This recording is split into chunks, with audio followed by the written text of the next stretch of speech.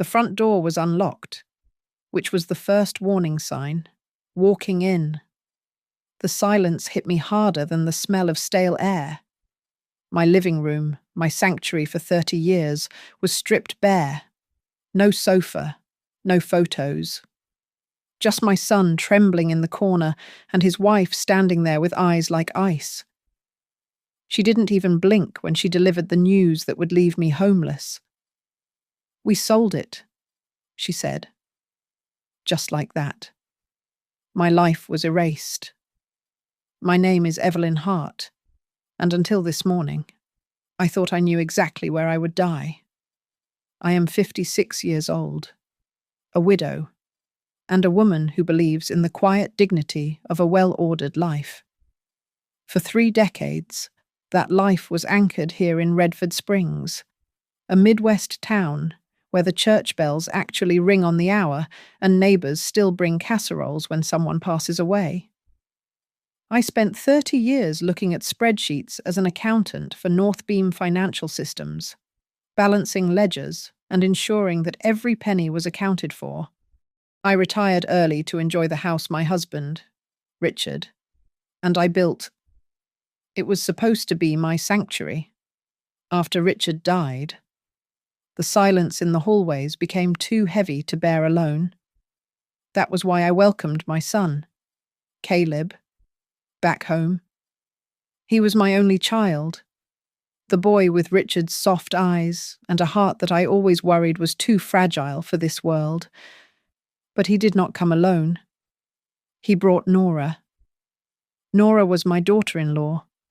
To the ladies at the grocery store or the congregation at Sunday service, she was a doll. She had a smile that looked painted on and a voice that dripped like warm honey. But I knew better. Living under the same roof, you see the cracks in the porcelain. I saw the way her eyes narrowed when I mentioned my pension, or how she would trace the lines of my grandmother's antique silverware with a hunger that had nothing to do with appreciation and everything to do with appraisal. She was ambitious, sharp, and cold in a way that frightened me. It was a Tuesday in late October, the kind of crisp morning where the frost clings to the windshields. I had gone to the early farmer's market to pick up some squash for a stew. It was barely 9 in the morning when I pulled into the driveway. My heart gave a strange, violent thump. There was a grey sedan parked on the curb, one I did not recognize, and the front door of my house was wide open. I dropped the canvas bag of groceries on the porch. The squash rolled out, thumping against the wood, but I did not stop to pick them up. I stepped inside, and the air felt wrong. It echoed. My living room was gone. The heavy oak display cabinet Richard had restored with his own hands was missing. The velvet armchair where I drank my coffee every morning had vanished. All that remained were the dust outlines on the floorboards and the frantic scratch marks of furniture being dragged in haste. The house looked like a carcass that had been picked clean.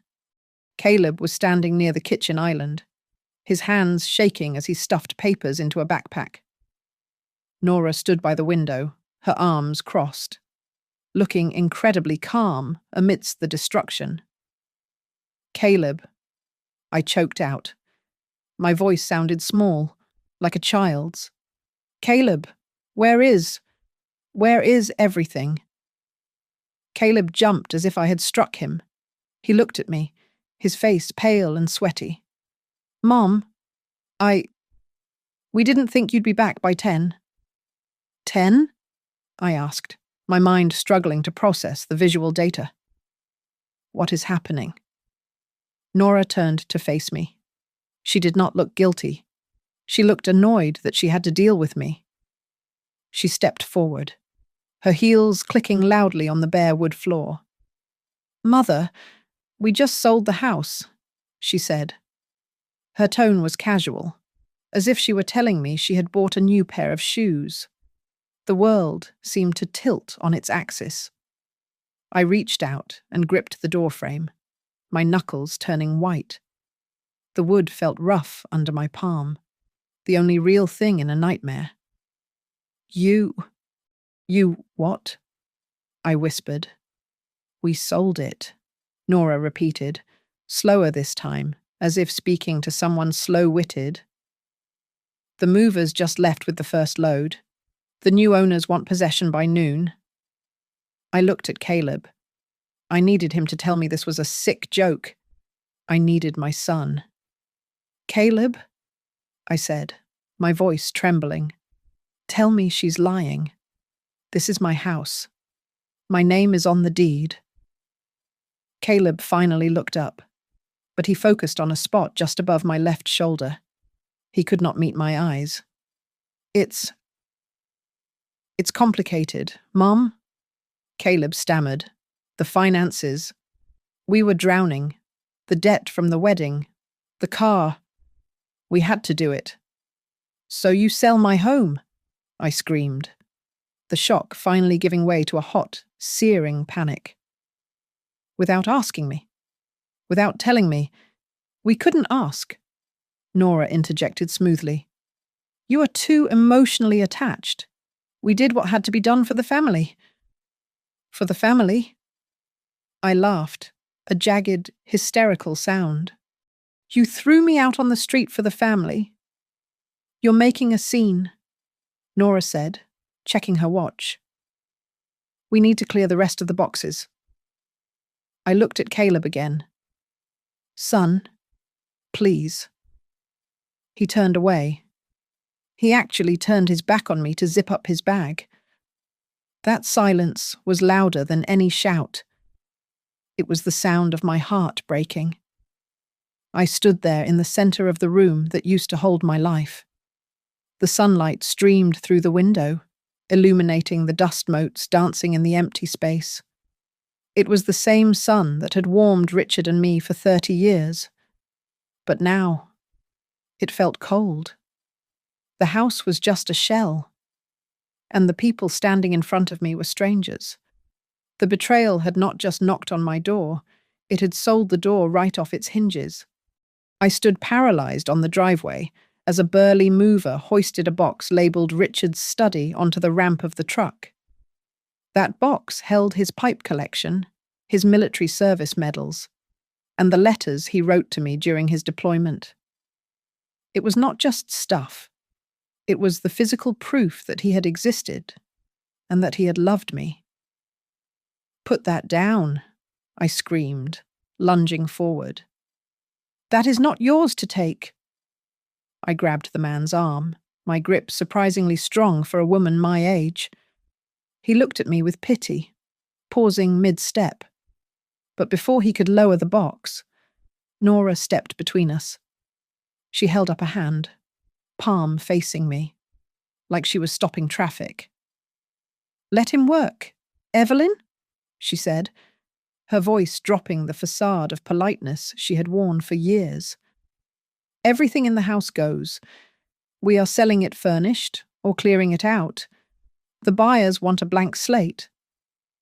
This is my house, I gasped, my chest heaving as I turned to my son. He was leaning against the fender of his car, looking at his shoes. Caleb, tell her your father built this place. You cannot just strip it bare.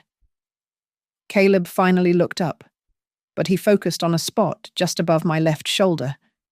He could not meet my eyes. Mom, Save your breath. Caleb, Nora cut in. She pulled a folded document from her purse and waved it in my face. He doesn't need to explain anything. The deed is in Caleb's name. It has been for 6 months. You are just a guest here, and your tenancy has expired. The world spun. 6 months I tried to remember signing anything, but my mind was a blank slate of confusion. Had I signed something thinking it was insurance paperwork, or had they done this entirely behind my back? I never gave you the house, I whispered, the betrayal tasting like bile in my throat. I never. It is legal, Nora shrugged. And since it is his property, he can sell it. And he has... Now, please step off the driveway. You are trespassing. I did not leave. I called 911. I sat on the curb, shaking, until a patrol car pulled up. I thought, finally, someone would stop this madness. I explained everything to the young officer, the theft, the deception, the erasure of my life. He listened, taking notes, but then he walked over to speak with Nora and Caleb. Nora smiled at him, showing him the papers. When the officer came back to me, his expression was apologetic but firm. Ma'am, the paperwork seems to be in order. The house belongs to your son. This is a civil dispute, not a criminal one. We can't stop them from moving their own property. But it is my life, I cried out, grabbing his sleeve. They are throwing me away.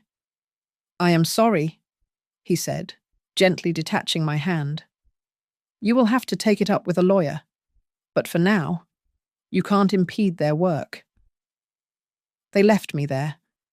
By late afternoon, the truck was gone. Caleb and Nora drove off in their sedan without looking back, leaving me with nothing but a cardboard box I had managed to salvage from the garage. It contained an old winter coat, a cracked mug, and a photo album they had deemed worthless. I sat on the concrete steps of the front porch. The sun was setting, casting long, bruised shadows across the lawn I used to mow every Saturday. Across the street, I saw Mrs. Gable peering through her curtains. I waited for her to come out, to ask if I was okay, to offer me a cup of tea. She didn't. She let the curtain fall back into place. I realized then what Caleb must have done. He had poisoned the well. He must have told them I was losing my mind, that I was difficult, that I needed to be put in a home for my own good. To them, this wasn't an eviction. It was a necessary intervention. As the streetlights flickered on, a cold dread settled in my stomach. Was I crazy? Had I forgotten signing the papers? Maybe I really was losing my grip on reality. Maybe I deserved this. I buried my face in my hands, sobbing into the cold wool of the coat in my box. The silence of the empty house behind me felt like a tomb. But then, a memory sparked in the darkness of my mind. It was faint, from 20 years ago. Richard was on a ladder, cursing softly as he drilled into the siding under the eaves of the garage. Just in case, Evie, he had said. It's a closed-circuit loop, doesn't need the internet, just records to a hard drive in the crawl space. I lifted my head. The new security systems were all wireless and sleek, the kind Nora liked. But Richard's old camera, the one hidden behind the decorative trellis, was it still there? I scrambled up, my knees popping, and walked to the side of the garage. The trellis was overgrown with ivy, neglected for years. I pushed the leaves aside. There, caked in dust and spiderwebs, was the dull black eye of a lens. It was ancient technology. It might not even work. But if it did, and if the hard drive in the crawl space hadn't rotted away, it might have recorded something. It might have seen who signed those papers. A cold, hard anger replaced my tears. I was not crazy, and I was not done. The crawl space smelled of damp earth and 20 years of neglect. I dragged my body through the dirt, my flashlight beam cutting through the gloom until it landed on the grey metal box bolted to the foundation. Richard had always been paranoid about security, a trait I used to tease him about. But as I disconnected the dusty cables and hauled the heavy digital video recorder into my arms, I whispered a silent thank you to his ghost. The red power light was dead, but the hard drive inside felt heavy with secrets.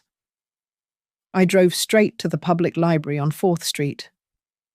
The device was a relic, a brick of technology that looked alien next to the sleek monitors in the computer lab. I plugged it in, but the screen remained stubborn and black. Panic began to claw at my throat. If this drive was corrupted, I had nothing but my word against a deed with my son's name on it. "You need an adapter for that," a voice said from behind me. I turned to see a young man, barely 20, wearing a faded hoodie and thick glasses. He looked like the type of boy who lived in code. I don't know what that is," I admitted, my voice trembling more than I wanted it to. "Please, this is important. It is my life in this box." He looked at my desperate face and nodded. He sat down, his fingers flying across the keyboard, bypassing protocols I did not understand. Within 10 minutes, a grainy black and white feed flickered onto the screen. It was my living room. The timestamp read, October 14th, 2 weeks ago. I watched in silence as Nora paced around my coffee table. She was on the phone, her voice tinny but audible through the library headphones. "Yes, we can close by the 1st, Nora said to the person on the other end. "The occupant is leaving.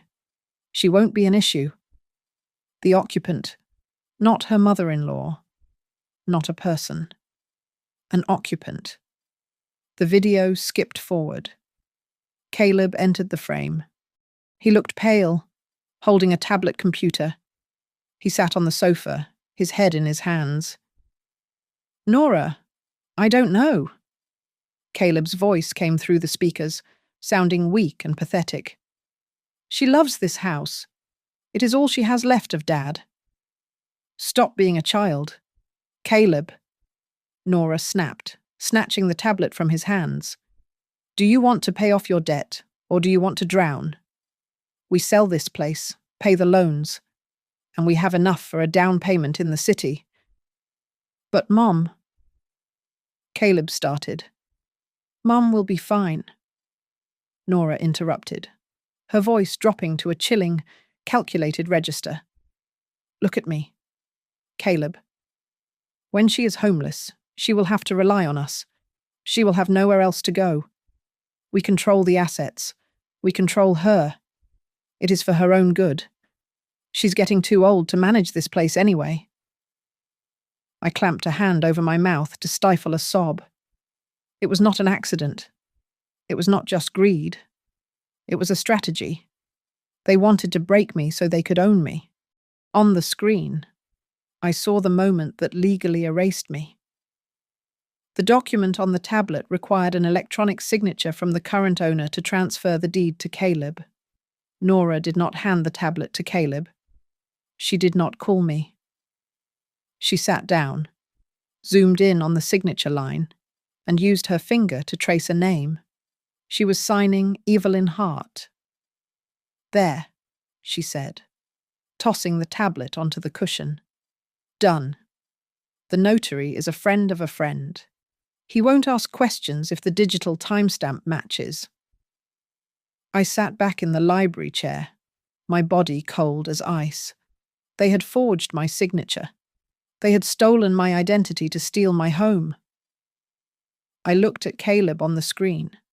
He saw her do it. He saw her commit a felony, and he just sat there, rubbing his temples, letting it happen. He was not just a victim of her manipulation.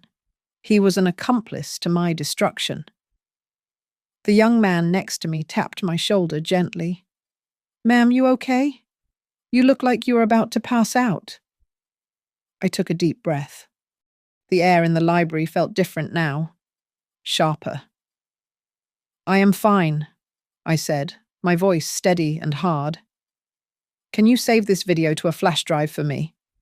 "Sure," he said. As he worked, I stared at the frozen image of Nora's face on the screen. She looked so smug, so victorious. She thought she was dealing with a confused, helpless old widow who would come crawling to her for a spare room and a bowl of soup. She thought she had won. I wiped the tears from my cheeks. They were the last tears I planned to shed for a very long time. "Thank you," I told the boy as he handed me the small silver drive. I closed my fist around it. It felt hot, like a live coal. I walked out of the library into the grey afternoon. I had no house. I had no furniture. I had a son who had sold me out for a fresh start. But I had the truth in my pocket. And for the first time in days, I did not feel like a victim. I felt like a hunter. "I will not let them live in peace after this," I whispered to the empty street. And I meant every word. Marla Kingston's office smelled of stale coffee and old legal volumes, a scent that somehow grounded me. I had known Marla for 15 years, ever since she helped my friend Sarah with a boundary dispute that turned ugly. She was a short, sharp woman, with greying hair tied back in a severe bun, and she did not suffer fools. I sat across from her, my hands folded tightly in my lap, while she watched the video on her laptop. The silence in the room was heavy. I watched her eyes dart back and forth across the screen, reflecting the grainy footage of Nora forging my signature. When the video ended, Marla closed the laptop with a snap and took off her glasses. "This is not a mistake." "Evelyn?" Marla said, her voice low and dangerous. "This is deliberate. This is grand larceny." "I know," I whispered. "But the police said it was civil because of the deed." Marla scoffed. "The police see a signed deed and they back off. They do not want to get involved in family drama. But this," she tapped the laptop lid, "this changes the texture of the argument. However, we have a significant problem." She slid a photocopy of the property transfer document across the desk toward me. "Look at the bottom," she instructed. I looked. Below the jagged digital scrawl that was supposed to be my name, there was a stamp, Barton and Fields Notary Services. "It is notarized," I said, feeling a fresh wave of nausea. How I was not there. "Exactly," Marla said, leaning back in her creaking leather chair. "A notary is supposed to witness the signing in person. They are supposed to check ID. If this stamp is real, then someone at Barton and Fields is either incredibly incompetent or, more likely, on the payroll. I have heard rumors about that firm. They play fast and loose with regulations for the right price." Marla turned back to her computer and started typing furiously. "I am pulling the public records on your daughter-in-law, or whatever she calls herself." "What do you mean?" I asked. "People who pull off a stunt this bold usually have practice." Marla muttered, "Ah, here we go." Her face darkened as she read the screen. Nora Hart, maiden name, Nora Vane. Before that, Nora Miller. Marla read aloud. "She has a record in Arizona.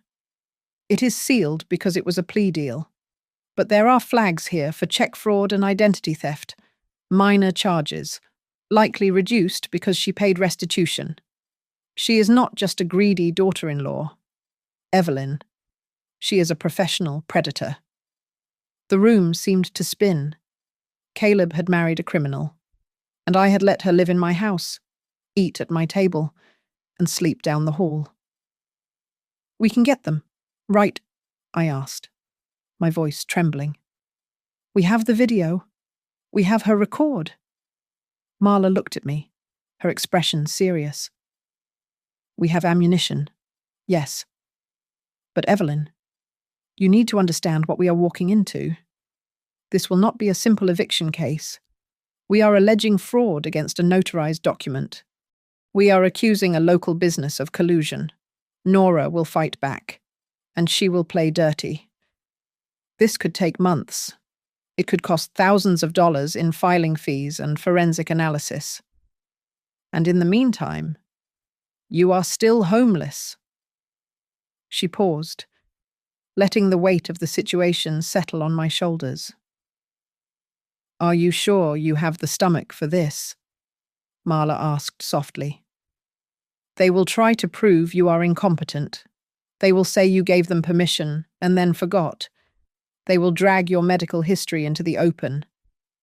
I looked down at my hands. They were the hands that had planted the rose bushes in the front yard. They were the hands that had nursed Caleb through the flu. They were empty now. "Marla," I said, looking her straight in the eye. "I have lost my home. I have lost my son. I have lost my husband's pipe collection. I have nothing left to lose. If I walk away, she wins, and I cannot live in a world where she wins."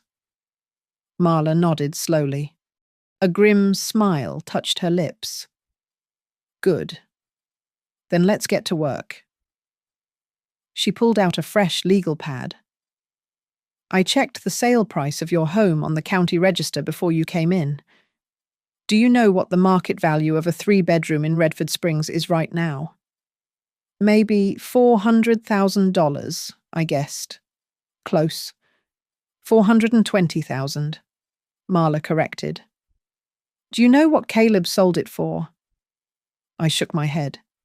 $260,000, she said. My jaw dropped. "What that is almost half." "Exactly," Marla said, circling the number on her pad. "It is a fire sale. They dumped it way below market value to get the cash fast. No rational seller does that unless they are desperate to liquidate an asset before someone notices it is stolen. This price tag is not just bad business. Evelyn. It proves intent to defraud." She picked up her phone. "I am going to call the broker listed on the sale. I want to know who represented the buyer and if they knew why the price was so low. We are going to build a paper trail so thick that Nora will choke on it." I sat back, watching Marla work. For the first time since I walked into my empty house, the crushing weight in my chest lightened just a fraction. This was a war, and I finally had a general. I met Caleb at a small, greasy diner on the edge of town at 2 in the afternoon. It was neutral ground, far enough from the house that Nora would not accidentally drive by, yet public enough that I hoped he would not cause a scene. When he walked in, he looked terrible. His shoulders were slumped, and he wore the same shirt he had on the day they emptied the house. He slid into the booth opposite me, but he could not bring himself to look at my face. He stared intently at the laminated menu, as if it held the answers to the wreckage of our family. "Drink your coffee, Caleb?" I said, my voice sounding more tired than angry. "And look at me." He flinched, his hand trembling as he reached for the sugar dispenser. He poured far too much into his cup. I can't look at you. Mum?" He stammered, his voice cracking. "I am ashamed."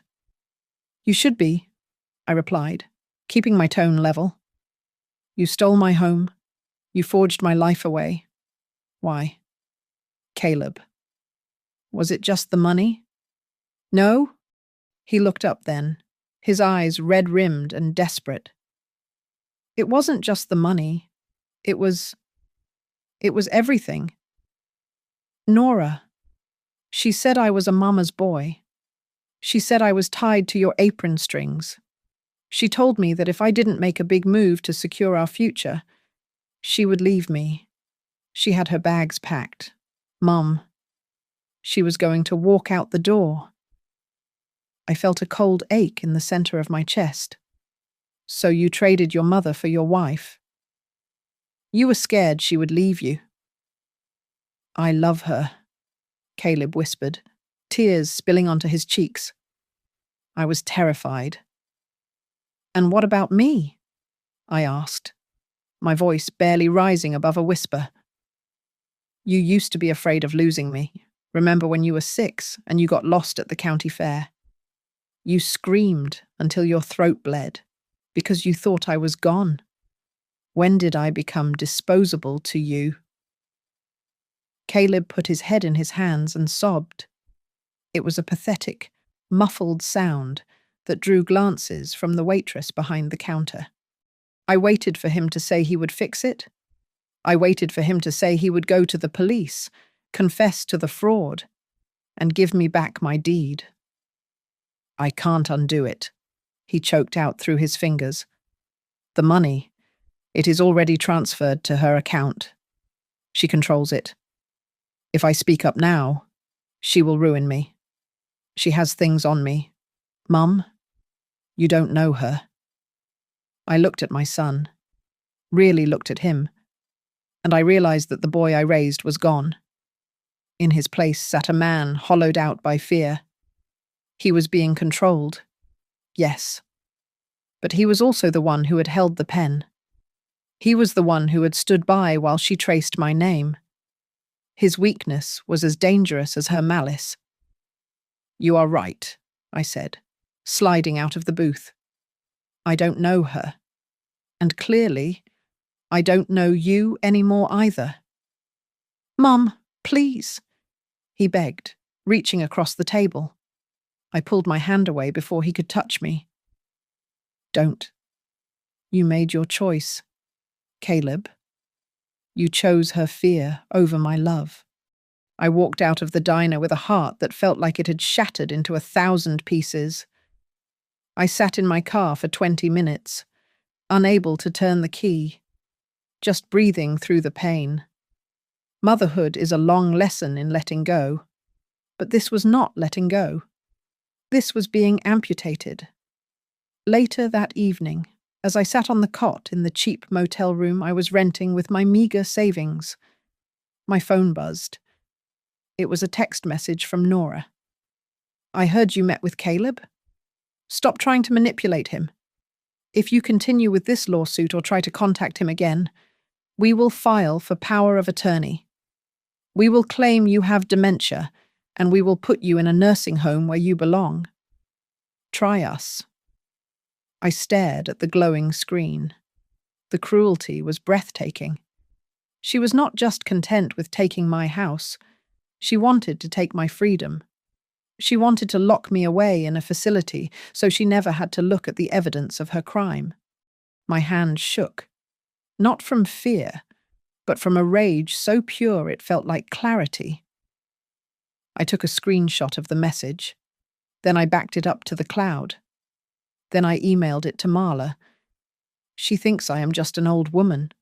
She thinks I am frail, confused, and powerless. She thinks that because I have grey hair and soft hands, I will fold under the pressure and fade away into the background. She is wrong, I said aloud to the empty room. She is making a very big mistake. I did not sleep that night.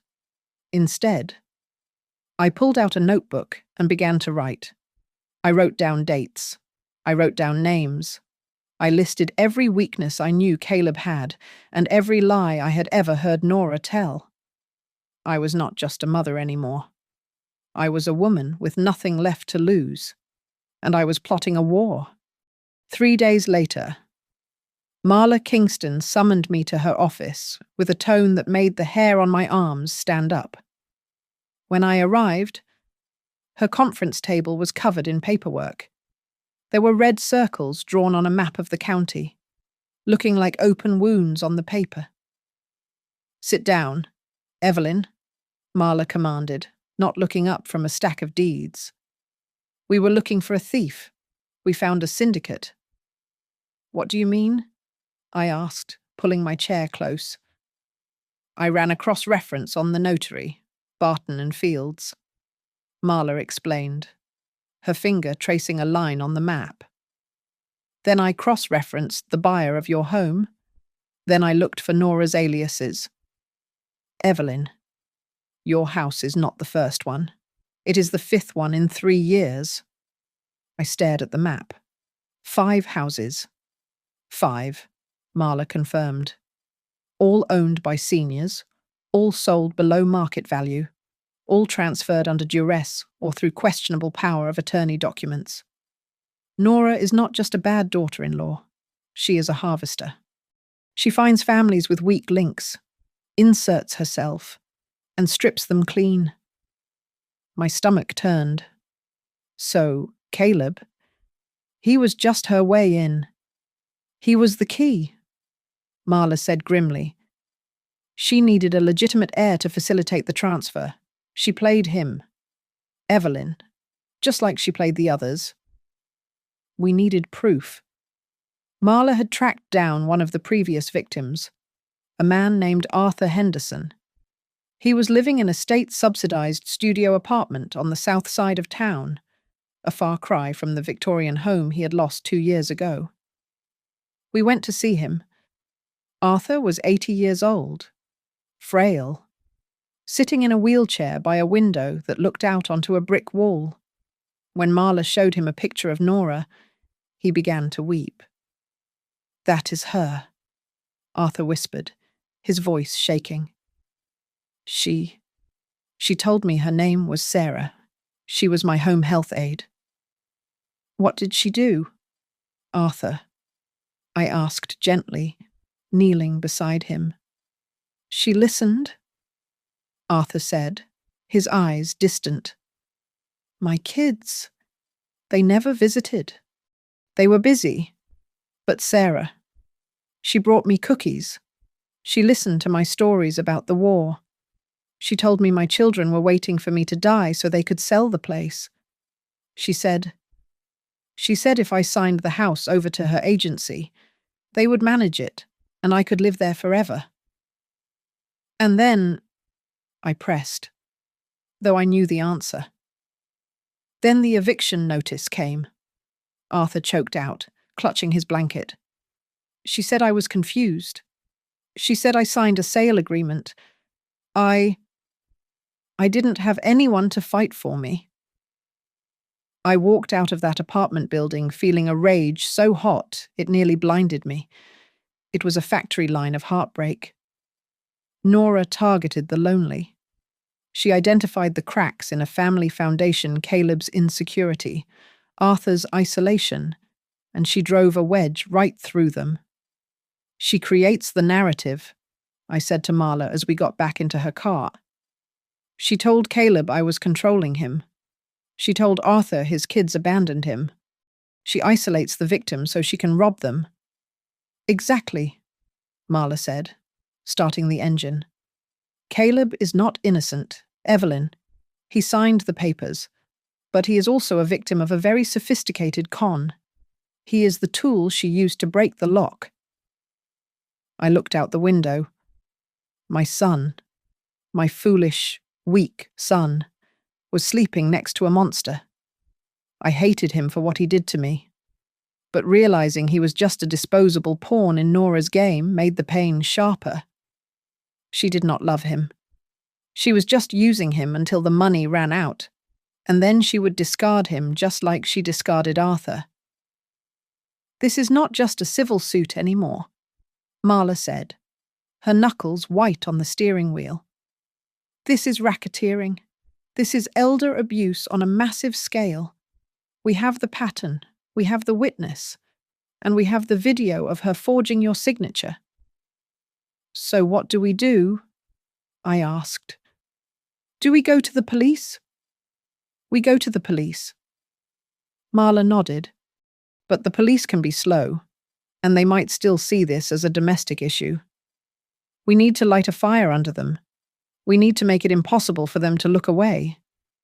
She turned to me, a fierce glint in her eyes. "Evelyn, are you willing to go public? I have a contact at the Channel 8 investigative team. If we put your face, Arthur's story, and that video on the 6 o'clock news, Nora won't be able to hide. The other victims might come forward."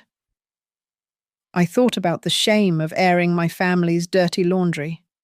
I thought about Caleb seeing his mother on television, accusing his wife of fraud. Then I thought about Arthur Henderson crying in his wheelchair. "Call them," I said. "Burn her down." The lights of the Channel 8 news camera were blindingly hot. I sat next to Arthur Henderson, the elderly man Nora had victimized 2 years prior, and across from a young, serious reporter named Sarah. Marla had coached me speak slowly, stick to the facts, and look the camera in the lens. This was not about revenge, she reminded me. This was about justice for every senior Nora had targeted. "I am Evelyn Hart," I said into the microphone, my voice shaking slightly despite my best efforts. "And this is not a family dispute. This is a cold, calculated scheme that preyed on my son's weakness and my husband's legacy." Arthur spoke next, his voice thin but ringing with sincerity as he described Nora, his angel, systematically dismantling his life. The reporter showed the montage, the picture of Nora's fake smile, the map with the red circles indicating the 5 stolen properties, and the final, shocking freeze frame of Nora's hand forging my name. The story hit the 6 o'clock news that Tuesday. The effect was instantaneous and explosive. The town of Redford Springs was built on trust, and the betrayal, broadcast live, tore through that facade. Marla's phone began ringing immediately. By the next morning, we had heard from 3 other families, 2 of whom recognized Nora under a different alias, and 1 who recognized the name of the notary service, Barton and Fields. The volume of evidence was stacking up so high it was impossible for local authorities to ignore. Caleb, meanwhile, was experiencing the fallout. He worked for Northbeam Financial Systems, the same company I retired from. The whispers started instantly. Colleagues who had once invited him to golf tournaments now avoided the break room when he entered. He was the son who helped steal his mother's home, and in a town like ours, reputation is currency. I heard from a friend still at the company that Caleb was taking long lunches and staring blankly at his monitor. He was starting to crack, but he still hadn't come to me. He was still clinging to Nora. Nora, predictably, went nuclear. Within 3 days of the broadcast, Marla received a certified letter from a high-powered, aggressive downtown firm, the kind that charges thousands of dollars just to draft an envelope. They were representing Nora Hart, and they were threatening to sue me for defamation, emotional distress, and libel. They demanded a public retraction and $10,000 in damages. Marla laughed, a dry, harsh sound. "This is exactly what we wanted," she said, tapping the letter. "The minute she sues, she opens herself up to discovery."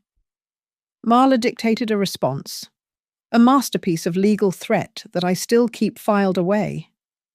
It was a single page, but every word was a hammer blow. "We acknowledge receipt of your demand for $10,000. Our response is simple. If your client proceeds with a suit for defamation, we will immediately release the unedited, full-color forensic video evidence obtained from a hidden camera that clearly shows your client directing the commission of fraud, specifically forgery, and discussing the fire sale price agreement with the realtor, thereby proving intent to liquidate a stolen asset quickly. This video proves Nora Hart is a serial felon, not a victim of slander." The phone call from Nora's expensive lawyer came within the hour. The threat of the defamation suit vanished instantly. Nora couldn't risk that video being played in an open courtroom. The video wasn't just proof of the forgery. It contained the explicit dialogue of Nora dictating the $260,000 quick-buy price to the broker, which solidified the fraudulent intent. The case was now too big for Redford Springs. The accumulation of victims, the cross-state fraud evidence, and the allegation of elder abuse attracted the attention of the State Attorney General's office. Then, because the financial crimes crossed county lines and touched on racketeering laws, a federal prosecutor was brought in. I was summoned to the prosecutor's office to provide a formal deposition, sitting in that sterile room, under oath, giving testimony against my own son and his wife, felt like an out-of-body experience. I was the star witness in a major criminal case. I recounted every detail, from the empty house to Nora's chilling text message promising a nursing home. I spoke with determination, but my hands were shaking so badly I had to grip the arms of the chair. "Mrs. Hart," the prosecutor asked gently, "why are you putting yourself through this pain?" I paused, breathing deeply, and looked at the cold, official documents stacked on the table, the proof of Nora's malice, the proof of Caleb's cowardice. "I am doing this because I am the one who survived," I answered, my voice suddenly strong and clear. "I do this for Arthur Henderson and for the others who lost everything. I do this because if I don't fight, no one will believe they deserve their lives back." The legal system had been slow to start, but now it was moving like a massive glacier, grinding Nora's life into dust. The time for whispering and hiding was over. The plan was deployed, and Nora was trapped. The media attention had brought Nora's house of cards tumbling down, but she wasn't going to simply stand on the sidelines and watch it burn. She was a professional predator, and her specialty was psychological warfare. The counterattack started subtle, then accelerated into a vicious campaign that targeted my sanity. First came the whispers. They began circulating in Redford Springs forums and local online groups, the kind of gossip that starts with "bless her heart" and ends with a character assassination.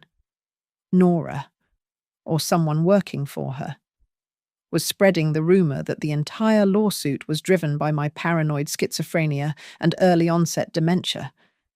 Suddenly, my neighbors, who had initially offered sympathy, started giving me wary, pitying glances. Then came the fabricated evidence online. Fake social media profiles popped up, using poorly edited, blurry images of me to suggest I was constantly drunk or confused. One post, which went viral briefly, was a doctored photo of me looking disheveled, claiming I had been found wandering near the highway at 3 a.m.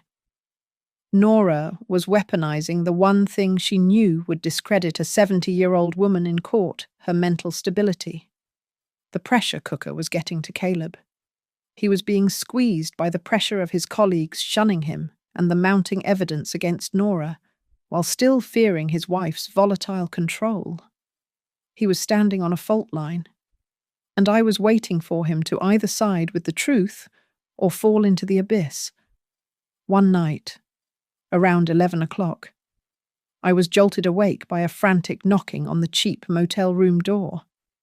It was Caleb. He looked haggard, his eyes wild and bloodshot, wearing a shirt that was buttoned wrong. "Mum," he gasped, pushing past me. "They are saying terrible things about you, that you're crazy, that you're ruining Nora." I am fighting back. "Caleb," I said, my voice quiet. "She stole my house. She stole Arthur's house. She is a criminal." He ignored me, pacing the small room. "She is going to leave me. She told me she will take every penny and make sure I am blacklisted in this state. She will destroy me. Mom, I am so scared of her." He looked at me, his eyes pleading. "You don't understand how terrifying she is. I'm afraid she's going to ruin my life. And I don't have anything left." It was a mirror image of my own fear, but twisted by his utter passivity. The words I needed to say were heavy, weighted by the years of devotion I had given him. You let her ruin my life first. Caleb, I stated, my voice gentle, but as hard as granite. You let her destroy your father's memory and throw me out on the street. You stood there, and you allowed it. You should have been afraid of losing your soul, not your wife. Caleb broke then. He collapsed onto the floor. Great.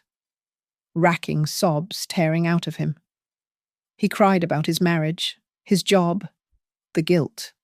He confessed that the marriage had been hollow for months, that Nora treated him more like an asset manager than a husband. This was the breaking point. He was finally seeing the cancer in his life. He was starting to doubt his entire reality. When he left that night, I was exhausted. But I knew I had cracked the armor. Nora, however, saw the crack too. The next day, Nora ramped up the control. She confiscated Caleb's phone, only communicating with him through his work email, and threatened him publicly with divorce if he talked to me again. Marla was furious when I told her about the visit. You need to cut him off. Evelyn. Marla warned me over the phone. She is using him to emotionally manipulate you into dropping the case. Every time you see him, you give her leverage. We are talking to the prosecutor now. No more contact. I had to agree. The pain of rejecting Caleb was immense, but I couldn't let his weakness sink the whole operation. Then, Nora played her trump card. She submitted a new document to the court, a fabricated digital form claiming to be an affidavit that I had signed 3 months prior, explicitly stating that I was willingly transferring ownership to Caleb for $1 due to my declining health. She even included a fake doctor's note. It was a brazen attempt to make the whole case disappear as a misunderstanding. Marla, however, was ready. My lawyer was already working with a forensic IT specialist hired by the federal prosecutor's office. It is junk, Evelyn, Marla told me, sounding relieved but grim. They dated the file transfer back to 4 weeks ago, not 3 months. They were able to track the IP address of the doctor's note to a public library computer, not a medical office. We already proved the first forgery, and now she is submitting fabricated evidence to the court. This is not just a lie, this is obstruction of justice. The court filings instantly backfired. Instead of making the case go away, Nora had just provided the prosecutor with another serious felony charge. Her desperate attempt to spin the narrative only confirmed for everyone, the judge, the media, and the victims, that she was lying, and that the original video evidence was undeniably true. Nora was fighting with panic, and panic always makes mistakes. The day of the hearing arrived like a judgment. The federal courthouse was packed. Reporters from local networks and even a few national outlets were crammed into the gallery, their cameras hushed, but their presence a palpable pressure. Nora sat at the defense table, wearing a crisp white blouse and a mask of defiant innocence. She kept glancing at me, her expression a venomous sneer that seemed to say, "You can't touch me." I sat next to Marla Kingston, holding the small flash drive like a good luck charm.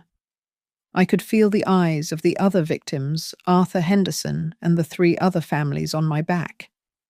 I was their voice now. The federal prosecutor, a formidable woman named Ms. Davies, started by establishing the pattern of elder abuse and forgery. She brought up Arthur, who spoke movingly about Nora's emotional manipulation. She presented bank records showing the suspiciously low sale price of each property, confirming Marla's initial suspicion that the goal was quick cash, not fair market value. Then came the moment. Ms. Davies announced, We will now present exhibit of video evidence obtained from a private security camera installed by the petitioner's deceased husband. The lights dimmed. The courtroom projector whirred to life, splashing the grainy black and white image of my living room onto the large screen. Everyone in the room, the judge, the jury, the press watched in rapt silence as the events of 2 weeks prior unfolded. They saw Nora's pacing, her cold discussion of getting rid of the occupant. They heard her, crystal clear, saying the chilling words, "When she is homeless, she will have to rely on us." As the video reached the point where Nora's finger traced my signature onto the tablet, forging the legal transfer, Nora's composure finally snapped. She turned a shocking shade of pale, her eyes darting between the screen and her lawyer, who whispered urgently into her ear. Her face, which had been so confidently innocent, twisted into naked fear. The prosecution did not stop there. Ms. Davies called the next witness, and I was not prepared for who it was. The prosecution calls Caleb Hart. Caleb walked to the stand, looking like a man who hadn't slept in a week. He swore his oath, his hand shaking violently. He avoided Nora's furious glare and looked only at Ms. Davies. "Mr. Hart," the prosecutor began, "did you consent to the sale of your mother's home?" Caleb swallowed hard. I signed the final paper. Yes. But I was coerced. I was manipulated by my wife, Nora Hart. He then confessed everything: his fear of abandonment, Nora's constant threats, and his passive role in the forgery. "I am responsible for my inaction," he admitted, his voice ragged with guilt. "But the entire plan, the document, the contact with the notary, that was Nora. She directed me. She told me I was saving our marriage by doing this." The courtroom was silent, absorbing the raw spectacle of a son betraying his wife to save his mother, and perhaps himself. The momentum was unstoppable. The prosecutor then introduced evidence of Nora using multiple false identities in other states. Then came the final, devastating witness, the notary from Barton and Fields, brought in under a plea deal. "Mr. Jenkins," Ms. Davies asked, "did you personally witness Mrs. Evelyn Hart signing the deed transfer document on October 14th? Jenkins, a small man, looking terrified, whispered, "No, ma'am, I did not. I was paid. I was paid $1,500 by Nora Hart to simply stamp and certify the electronic document without confirming identity." A collective gasp swept through the gallery. The entire legal chain was broken. Nora, realizing the walls had collapsed, demanded to speak. Her lawyer tried to stop her, but she pushed him aside and leaned into the microphone. She was no longer trying to look innocent. She was just angry. "I didn't do anything wrong," Nora shouted, her voice echoing off the high ceilings. "I just did what other people were too weak to do. I was taking care of my family. Everyone in this room is greedy."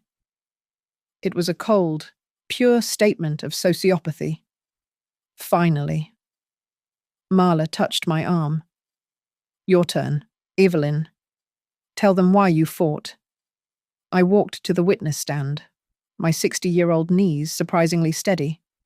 I looked directly at Nora, who was now weeping dramatically, though I knew the tears were fake. "I came here today, not just to get my house back, but to get my dignity back," I said, my voice strong and clear. "Ms. Hart, you took my house. You took my son's loyalty.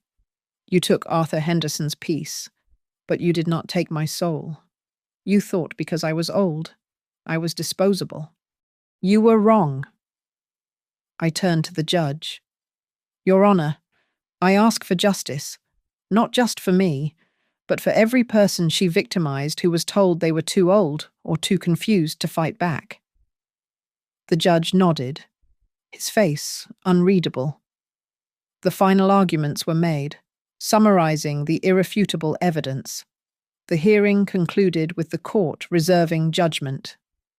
We left the room with the thick silence of fate hanging over us, knowing the long fight was finally over. The verdict was coming soon. We did not have to wait long. The federal judge returned with the verdict the following afternoon.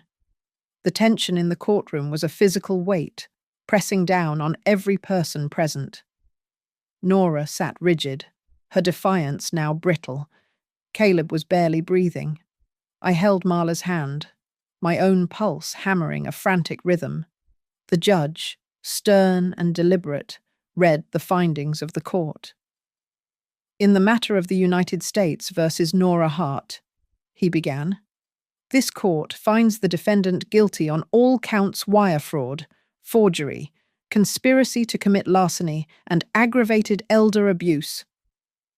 A roar erupted in the gallery, instantly gavelled down by the bailiff. Nora's face crumpled completely.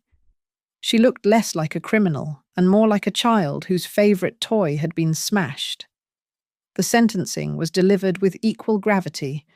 Nora was facing serious prison time, but the judge focused on the financial penalty, the retribution she owed to the lives she had broken. The court hereby orders full restitution to all 5 victims, including the full market value of the property formerly owned by Ms.